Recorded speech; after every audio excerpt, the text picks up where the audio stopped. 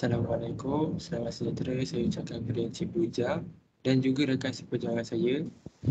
Terlebih dahulu, saya ingin mengucapkan ribuan terima kasih kepada Encik Buja kerana sudi ditemu buat oleh kami. Sebelum saya meneruskan sesi temu buat ini, bolehkah kami tahu apakah status terkini Encik Buja dalam sukan memanah? Alhamdulillah, terima kasih juga kerana sudi menjemput saya untuk sesi temu duga ini. Alhamdulillah, saya rasa kalau untuk sesi akademik ini adalah yang pertama kali lah. Yang pertama kali ada student-student yang berminat untuk menemu bualan saya. Sebelum ini ada juga program-program lain insyaAllah yang telah kita buat, seperti klinik online apa semua kita buat juga insyaAllah. Sehingga hari ini, sehingga hari presiden sebuah kelab yang bertapak di Bintulu, Sarawak. Nama kelab dia ialah Syakirin Traditional dan Modern Archery, ataupun lebih dikenali dengan nama ATMA lah. ATMA. Dan juga selain daripada itu, saya juga memegang satu jawatan tertinggi juga di untuk Gabungan Pemanah Sarawak sebagai timbalan presiden. Cuma untuk Gabungan Pemanah Sarawak ni, sebelum itu untuk ATMA, untuk Syakirin Traditional Modern Archery, kita telah pun didaftar di bawah Pesuruhjaya Sukan, di bawah atas sukan lah, bawah PJS, dan kelab kita telah pun didaftar. Dan untuk Gabungan Pemanah Sarawak kita belum berdaftar lagi, dan kita masih dalam proses untuk mendaftarkan Gabungan Pemanah Sarawak. Gabungan Pemanah Sarawak ni maksudnya ialah gabungan kelab-kelab yang berada di negeri Sarawak lah, yang akan bernaung di bawah kelab itu nanti. Bagaimana Sarawak? Sebab kalau kita tengok perjalanan kelab-kelab memanah ni, dia kena ada bahagian, dan dia kena ada negeri. Sebab sekarang ni perkembangan dia bukan hanya bermain di peringkat daerah ataupun peringkat bahagian. Kita juga ada pemanah-pemanah yang akan mewakili Sarawak untuk tournament yang lebih tinggi, contohnya untuk peringkat kebangsaan dan juga peringkat antarabangsa. Jadi inilah dia peranan-peranan kelab dalam sukan memanah inilah. Jadi serba sedikit lah daripada saya, dan saya, nama penuh saya ialah Bujang bin Ham, dan saya telah pun berkahwin walaupun masih nama Bujang dan ada 4 orang anak, alhamdulillah. Dan salah seorang anak saya juga adalah merupakan pemanah, tapi untuk sukan untuk kategori moden. InsyaAllah dia telah pun terpilih untuk mewakili Sarawak dalam sukan sukma yang akan datang lah, insyaAllah. Jadi yang lain tu ada juga pemanah, tapi cuma sebagai hobi. Baik, terima kasih Encik Buja. Seterusnya, boleh kami tahu bilakah Encik Bujang mula melibatkan diri dalam sukan memanah?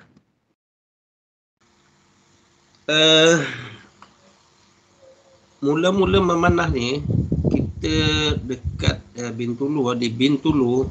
Sebab sebelum itu memang tak ada aktiviti memanah yang kita nampak di Bintulu. Kemudian pada penghujung tahun 2015 ada sekumpulan pelajar, dan juga bukan pelajar, dan juga ustaz-ustaz lah. Kita tengok dia ada sekumpulan orang ni, dia memanah di kawasan masjid. Sebab kita bila kita balik dari masjid, habis solat apa semua, kita tengok ada kumpulan memanah, dan kita cuba hampiri rupa-rupa orang yang mana ni orang yang kita kenal. Terdiri daripada para ustaz daripada Bintulu Iqra Center. Bintulu Iqra Center dengan pelajar-pelajarnya yang beberapa orang, mereka mula memanah. Tapi masa tu tak ramai lah. Jadi kami cuba join dengan beberapa orang, kita cuba join tapi tak ada alat. Kita pinjam alat orang, ada kita nak tengok macam mana experience memanah ni. Lepas tu pada awal 2016 partner saya dalam memanah ni Tuan Haji Ahmad Ishak. Saya cadang juga tadi kalau nak jemput dia, nak bawa ni sesi ni, tapi dia kurang sihat dan dia tidak sesuai untuk program-program macam ni lah. Jadi saya bercadang, saya bercakap bagi pihak dia je lah. Jadi saya tak mahu dia terlibat sekali. Walau macam mana pun apa yang saya cakap ini idea saya dan pengalaman saya adalah pengalaman kami berdua sebenarnya. Pengalaman kami berdua kerana kami berdua adalah dua orang manusia yang memulakan sukan memanah di Bintulu, kalau tak pun di Sarawak. Maksud saya adalah era memanah moden. Sebab sebelum 2016, sebelum wujudnya Atma, kelab kami, memanah ini memang dah wujud di Sarawak. Tapi bukan di Bintulu. Ianya bermula bertapak di Kuching. Kuching ialah ibu kota negeri Sarawak. Jadi ada segelintir pemanah-pemanah tradisional. Ini yang saya cerita ni ialah pemanah tradisional memanah tradisional. Yang moden memang dah lama dah. Moden memang dah lama. Masa kita 2016 tu moden di Sarawak dah jauh dah label dia. Diorang dah pergi ke Sukma, diorang dah ni mewakili ni. Even ada beberapa sekolah yang di Bintulu pun ada pelajar-pelajar yang telah mewakili Bintulu ke mewakili Sarawak. Mewakili Sarawak untuk ni modern archery. Tapi untuk tradisional kita memang agak lambat sebab kita tak kenal pun memanah ni. 2016 kita mula mengorak langkah, slow-slow kita main dengan jarak yang 10 meter, 15 meter di tempat yang agak kecil di belakang masjid. Kemudian pada 2016 kita telah mencuba memberanikan diri untuk memperkenalkan sukan memanah ni kepada penduduk-penduduk Bintulu yang kita kenal. Kemudian kita buat satu game. Game yang kita buat itu kita tak dapat nak buka, kata okey kita nak buat pertandingan, kita jemput orang datang. Kita tak boleh buat macam tu. Dia bukan macam bola sepak. Sebab bola sepak you cakap je kita ada tournament, semua orang nak masuk. Memanah ni tak ada orang yang nak masuk. Jadi kita buat invitation. Kita kenal orang Mukah, kita invite dia. Okey, kita ada buat game. Kita kenal orang Miri, kita dah buat game. Okey, kita jemput orang Miri yang berdekatan lah. Miri, Mukah, Sibu dan juga Bintulu khasnya. Jadi 2016, saya rasa pada bulan September tak silap, lebih kurang lah dalam bulan September kita adakan satu game yang dijenamakan dengan nama Bintulu Invitation. Dan Bintulu Invitation itu sampai sekarang kita dah ada mula 2016, 2017, 2018, 2019. Dan pada 2020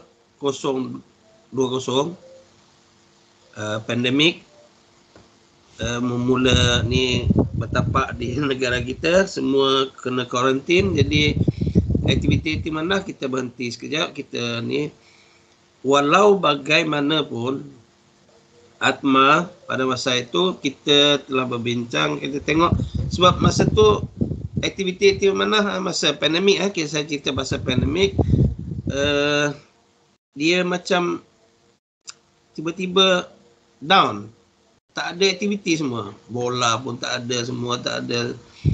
Kemudian saya dengan Tuan Haji Ahmad Ishak tadi, saya berbincang kami berbincang macam mana ni kalau kita nak tunggu pandemik ni pergi ke endemik, dan kita boleh aktif semula dalam memanah. Sebab macam pandemik ni dia macam tak ada kesudahan, sambung. Jadi kita dah tengok macam mana ni, aktiviti dah tak buat dah, bertahun-tahun dah tak buat aktiviti. Jadi kita berbincang, ada 2-3 orang kita berbincang dalam grup Atma. Kita macam mana kalau kita buat game online. Masa tu tak ada lagi orang buat game online. Di Malaysia, di Sarawak tak ada lagi orang buat game online. Jadi kita cadang, okey kita buat dulu game online. Maksudnya game online, faham kan? Online game ni dia secara maya lah. Dia Selangor main tempat dia, Pahang main tempat dia, mana-mana negeri semua main tempat dia, tapi dia akan submit markah kepada kita. Kita sebagai penganjur dia. Yang tadi, Atma tadi, Bintulu, kita sebagai penganjur. Jadi kita cadang nak buka masa tu untuk Sarawak saja. Kita target dalam 200 peserta. Tiba-tiba meletup sebab orang tak ada aktiviti. Ini peluang ni, dia kata macam mana nak main. Jadi kita perkenalkan dia orang macam mana nak main, apa semua. Jadi ramai pula orang nak masuk. Lepas tu rakan-rakan di Semenanjung pun dia kata, boleh kami join? Silakan. Lepas tu meletup sampai 700.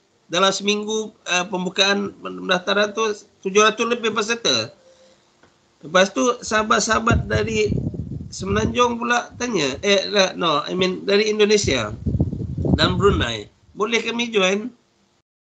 Lepas tu, okey, kalau nak join kita buka sekali lah. Last kita pada masa tu untuk game yang kita namakan dengan Pasca PKP Nusantara 2020. Kita ada baju dia 2020. Hadiah dia baju memanah tu. Hampir seluruh pelosok Nusantara semua pakai baju tu. Jadi penyertaan masa tu saya rasa dalam 1,300. Penyertaan yang terbesar yang pernah kita buat, dan game online yang pertama sekali kita buat untuk Sarawak dan Malaysia. Alhamdulillah. Maka selepas itu ada negeri-negeri, ada kelab-kelab lain pun dia telah mula ni. Jadi sukan memanah ni dia tak sunyi. Masa pandemik pun kita masih ada aktiviti kita jalankan, sama ada outdoor atau indoor. Masa kita buat pasca ni, kita buat jarak yang paling dekat sekali. Jarak, silap saya, kita buat 10 meter. Jarak 10 meter sebab memboleh orang main memanah ni di indoor. Di rumah, di kawasan rumah masing-masing. Sebab semua PKP kan. Jadi alhamdulillah, itu ialah langkah yang inilah. Jadi untuk diri saya tadi saya cakap saya dah mula berkecimpung dalam memanah ni 2016 adalah sebagai hobi saja sebenarnya. Sebab kalau nak kira sukan yang saya minati bukannya memanah. Sebab saya masa tu masih berkecimpung dalam sukan bola sepak dan juga futsal, dan juga seringkali jadi penganjur kepada majikan saya iaitu Bintulu Puan Sdn Bhd. Saya juga menjadi pengurus pasukan kepada pasukan majikan saya untuk sukan antara pelabuhan-pelabuhan Malaysia. Jadi saya aktif dengan bola dan futsal masa tu. Memanah ini cuma sebagai hobi masa lapang saya. Maksud dia hujung minggu kalau tak ada aktiviti saya pergi memanah. Tapi Inilah cerita dia. 2017 bila dah ada game. Sebab satu keywords dalam memanah ni betul lah, sebab ada setengah kelab dia ambil word ni sebagai dia punya cogang kata ataupun tagline dia. Dalam memanah ada kekuatan. Dalam memanah ada kekuatan, dan kekuatan dia ialah ukhuwah. Kekuatan dia adalah ukhuwah. Kalau untuk sukan memanah tradisional lah, memanah tradisional. Sebab kalau nak kata penglibatan saya dalam sukan bola sepak, saya terlibat juga sebagai pemain, sebagai pengurusan game apa semua. Dia bukan tak ada kawan, dia kawan masa game apa semua, tapi bila habis game, habis. Tapi memanah ni lain. Memanah ni dia betul-betul lain. Kalau kita ada game 1 hari ke 2 hari, seminggu-minggu ataupun sebulan-bulan tu kita akan bertambah. Kawan kita akan sentiasa bertambah. Jadi inilah kekuatan dia dalam memanah tradisional, yang dalam memanah tradisional, iaitu ukhuwah di kalangan pemanah itu sendiri. Dan juga sebab kalau ikut kita sebagai seorang Islam, memanah ini adalah merupakan sukan sunnah Rasulullah yang dimati oleh Rasulullah SAW. Jadi disebabkan itu, saya daripada hobi hobi biasa-biasa saja, saya telah berkecimpung penuh apabila Atma ini Sekirian Tradisional dan Modern Archery ini, kelab ini, kita telah berjaya mendaftar di bawah Akta Sukan dengan Pesuruhjaya Sukan. Alhamdulillah. Jadi bila kita dah daftar kelab, jadi komitmen kita dah jadi lain. Komitmen kita bukan hanya sebagai hobi biasa saja. So, kita kena uruskan kelab, kita kena cari buat pertandingan, kita kena sediakan lapangan untuk ahli-ahli, dan juga pertandingan untuk peringkat negeri, peringkat daerah apa semua. Dan untuk Bintulu Invitation ini adalah satu jenama yang dikenali bukan hanya di Sarawak tapi di seluruh Nusantara. Sebab bila kita buat game, tak ramai, tapi adalah dalam 200-300 peserta. Sebab tempat kita agak terhad juga di kawasan masjid kan, persekitaran masjid. Tapi Alhamdulillah, kalau nak ambil 200-300 peserta tu senang-senang, sebab sahabat-sahabat kita dari Semenanjung akan turun. Dan juga dari Sabah dan Brunei, dan juga dari Kalimantan akan datang untuk game-game Bintulu Invitation. Jadi Bintulu Invitation adalah satu jenama yang besar juga dalam memanah ini, selain daripada game-game yang ada di Semenanjung lah, yang untuk peringkat kebangsaan. Okey, jelas? Terima kasih Encik Bujang. Yes. Soalan seterusnya adalah berkaitan dengan kelab Atma ni yang mula wujud pada 2016. Jadi apakah cabaran yang dilalui sepanjang 2016 tu untuk supaya berkembang sehingga hari ini?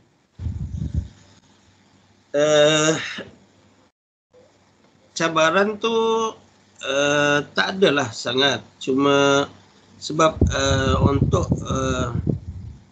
kelab ini, kalau dia aktif mengadakan game, bermakna kelab itu agak terkenal lah, kira berjaya lah. Maksud dia objektif kita ada tercapai lah. Sebab selain daripada kita mengadakan ahli, untuk mendapatkan ahli, dan apa juga kebajikan kita kepada ahli, selain daripada itu adalah kita menyediakan peralatan untuk ni. Selain daripada kelab-kelab ahli-ahli yang senior, maksud dia main tradisional, kita juga aktif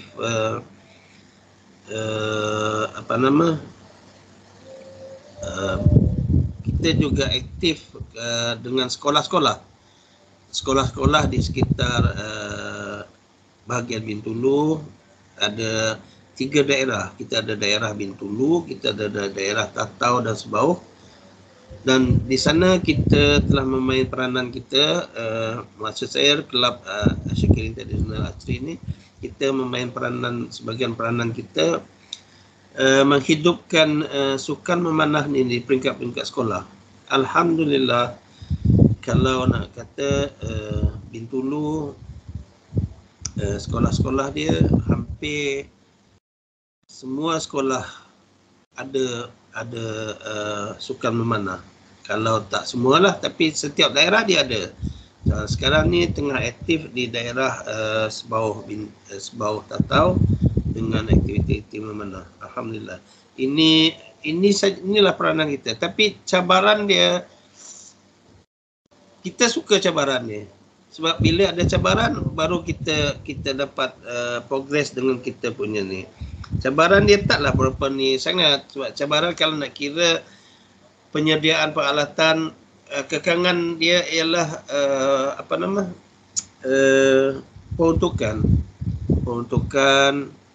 Alhamdulillah, kalau kelab Atma ni taklah susah sangatlah peruntukan dia, sebab kita boleh minta, kita mohon bantuan daripada kerajaan dan juga ahli-ahli parlimen kita dan juga ahli Dewan Undangan Negeri. Bila kita kata kita nak buat game, kita mohon sumbangan daripada mereka. Alhamdulillah, kita mendapat kerjasama yang baik daripada ni. Dan juga kita kerajaan tempatan kita iaitu Bintulu Development Authority, Lembaga Kemajuan Bintulu juga memberi kerjasama yang baik kepada kita lah, especially club. Sebab kalau nak kira sukan memanah ni, dia kira sukan niche. Tak banyak ni negeri yang ada sukan memanah ni sebenarnya. Tapi bila ada satu bahagian yang ada sukan memanah, dia macam jadi, pelik dia kata, pelik sukan memanah ni, dia macam pelik. Jadi tak ada orang main memanah. Jadi bila kita kata kami nak buat game memanah, dia macam interesting tau. Dia macam interesting kepada kementerian-kementerian yang baru, contohnya Kementerian Pelancongan. Tak pernah dengar orang memanah di Bintulu ni. Dia kata macam mana memanah ni, boleh tak? Even kita pernah cadangkan juga kepada Kementerian Jabatan Pelancongan Bintulu, bahagian Bintulu, kita nak masukkan acara memanah ni dalam dia punya ni sebagai satu event pelancongan di Bintulu khususnya. Sebab kalau nak kira tempat-tempat ni memang tak ada. Tapi kita punya perancangan untuk itu sekerat jalannya. Sebab dia punya kementerian tu dalam Dewan Undangan Negeri kita dah tukar dah. Kementerian Pelancongan tu dah tak wujud dah sekarang ni. Jadi walau macam mana pun KBS, Kementerian Belia dan Sukan, dia masih menyokong kita punya aktiviti lah. Jadi cabaran tu taklah ni sangatlah bagi kami. Cuma cabaran dia bila kita nak pilih peserta pergi ke luar Bintulu, itu kita perlu cari dana apa semua untuk hantar kita punya peserta dalam ni. Tapi yang lain tu okey, alhamdulillah. Baik, terima kasih Encik Bujang. Baiklah, seterusnya kami ingin menanyakan apakah kenangan ataupun kiranya pencapaian terbaik yang pernah dicapai oleh Kelab Atma? Kelab Atma ataupun saya sendiri? Saya cerita saya sendiri dulu. Pencapaian saya as a personal, sebab saya juga merupakan pemanah dan saya juga aktif membuat game. Masa game tu nanti kalau game di Bintulu contohnya, kita sebagai tuan rumah, maka saya adalah seorang pemanah dan saya juga adalah seorang penganjur. Jadi nak target kemenangan tu memang tak ada lah. Tapi target untuk bersahabat, berukhuwah tu memang ni. Itu kita punya target. Kita nak cari seramai-ramai kawan seboleh mungkin. Setiap tahun tournament kita akan jemput orang-orang baru dan orang-orang yang pernah juara game dunia contohnya, kita akan jemput dia datang. Kadang-kadang bukan hanya pada ni lah, kita jemput dia dengan kita bayar kos dia sekali. Kita bayar kos penerbangan dia, kos penginapan dia, semata-mata kita nak bawa dia ke sini dan budak-budak kita, orang-orang kita di Sarawak, di Bintulu, Atma khususnya, dia boleh belajar.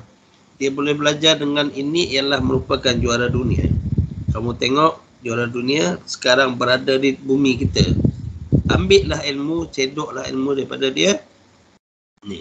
Dan satu, bila kita ada senarai nama, ini ialah peserta juara Macau contohnya, juara Korea contohnya, kita dah ada senarai itu dalam kita punya pertandingan. Jadi pertandingan itu jadi dia punya ni jadi tinggi. Rating dia jadi tinggi. Orang akan jadi, ini nak pergi ni, dia kata Bintulu ni sebab ada champion-champion dah berkumpul di Bintulu. Itulah jadi dia punya ni. Kita punya trending lah, kita punya trending macam mana kita boleh berjaya dengan Bintulu Invitation ini. Itu mas sekali untuk Atma lah. Dan untuk diri saya, bila saya keluar, baru saya dapat 100% saya punya ni, saya punya capability untuk jadi pemanah untuk bertanding. So setakat ni lah yang pencapaian saya paling tinggi sekali ialah menjadi juara Borneo pada tahun 2018.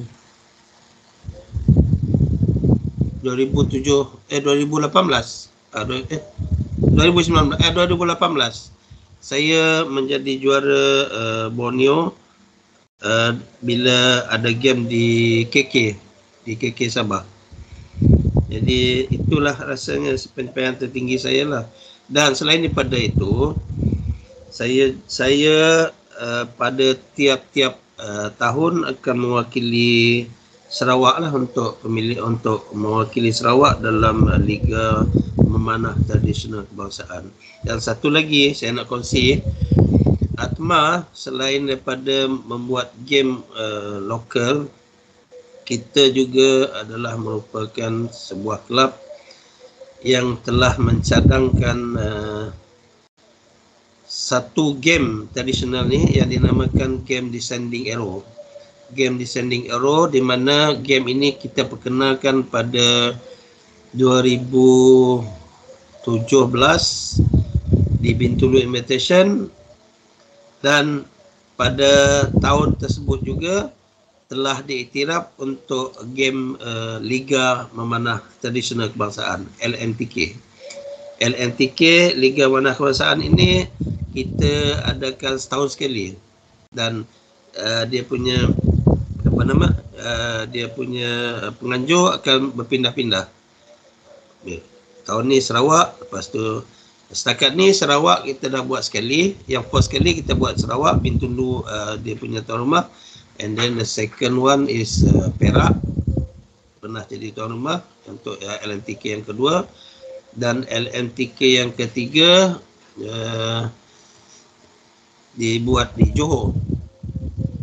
Lepas tu pandemik 2020, sebab Johor 2019, 2017 di Bintulu, 2018 di Perak, 2019 di Johor, dan 2020 kita stop, dan pada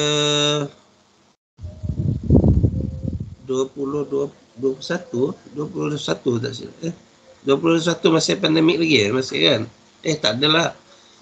Penghujung 2021 kita buat di Cyberjaya. Baru-baru ni Cyberjaya pada penghujung tahun lepas. Itu yang keempat lah. Dan LNTK yang kelima akan diadakan di KK Sabah tahun depan 2023 insyaAllah. Itu adalah contribution terbesar Atma lah sebenarnya. Bila kita dapat design satu game yang dikatakan oleh setengah-setengah otai-otai dalam memanah ni, dia ada semua disiplin dalam satu game tu. Sebab game descending ini dia untuk lelaki kita akan mulakan dari jarak 60 meter. Untuk wanita akan dimulakan jarak 50 meter. Beza dia 60, 50 untuk wanita. Dan pada jarak tersebut setiap seorang peserta akan disediakan dengan 12 batang anak panah untuk jarak 60 meter. Dan masa dia ialah 180 saat. Jadi kena habiskan 12 arrow tu dalam tempoh masa 180 saat, dan mana-mana arrow yang terlepas daripada target untuk jarak 60 meter ni tidak akan diguna pakai untuk jarak seterusnya. Itulah yang dinamakan descending. Kalau saya contohnya, saya bawa 12 arrow untuk 60 meter, saya shoot untuk jarak tersebut, saya hanya dapat 10 arrow yang melekat di target bat, saya akan bawa 10 arrow untuk jarak seterusnya.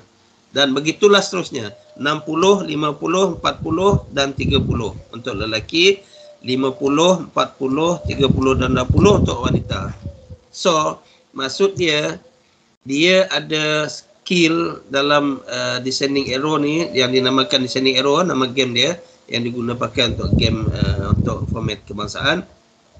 Dia ada skill jarak jauh dengan 60 meter. Dia ada skill jarak dekat untuk 30 dan 20 meter. Bermakna variasi dia ada di situ. Dan juga macam mana kita nak kawal kita punya kepakaran kita supaya arrow kita tak terbuang, tak terkeluar dalam tempoh masa yang diberikan. So alhamdulillah sehingga hari ini memang format tu masih digunakan pakai lagi. Dan untuk sahabat-sahabat kita yang di Kalimantan, saya dipahamkan mereka juga menggunakan format ini sebagai game utama mereka. Alhamdulillah. Dan juga target kita sendiri. Kita ada target kita untuk Atma. Nanti macam mana saya nak share. Saya tak berapa pandai nak ni komputer ni. Untuk Atma kita ada, memang kita ada target dia. Yang target face dia. Yang kita jenamakan dengan Atma Official target face. Sekejap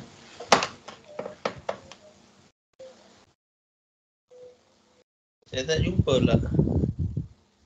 Dia ada logo, ada target yang 3 segi tu. Dia ada nama dia 3 segi, kemudian 5, 4, 3, 2, 1 dia dengan warna-warna lain tu. Itu ialah target Atma Official. Tapi walau bagaimanapun kita telah kongsikan dengan Liga Kebangsaan supaya untuk menggunakan pakaikan target itu jugalah.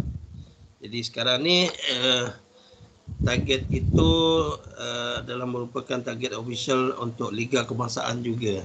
Jadi kalau nak tengok mana-mana Liga Kebangsaan nanti dia buat kat mana ke, dia ada target 3 segi tu, itu ialah target yang kita cipta lah daripada kita punya aspirasi daripada Atma.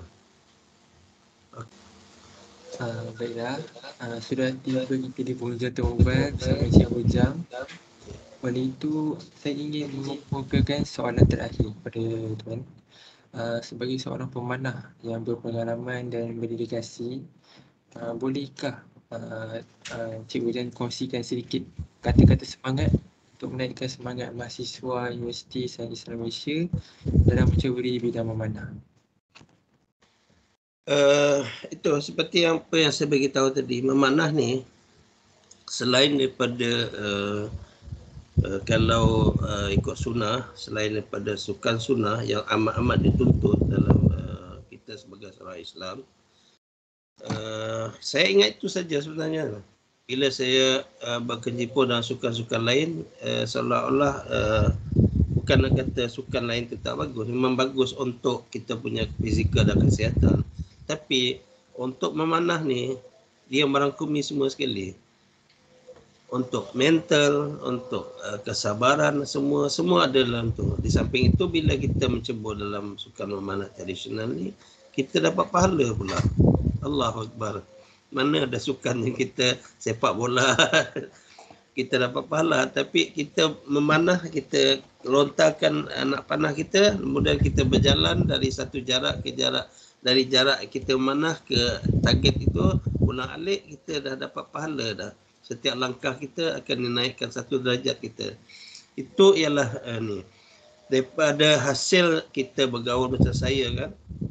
Sebab kalau saya duduk di Sarawak saja, mungkin pengalaman dan pengetahuan saya dalam sukan memanah ni memang terhad situ saja.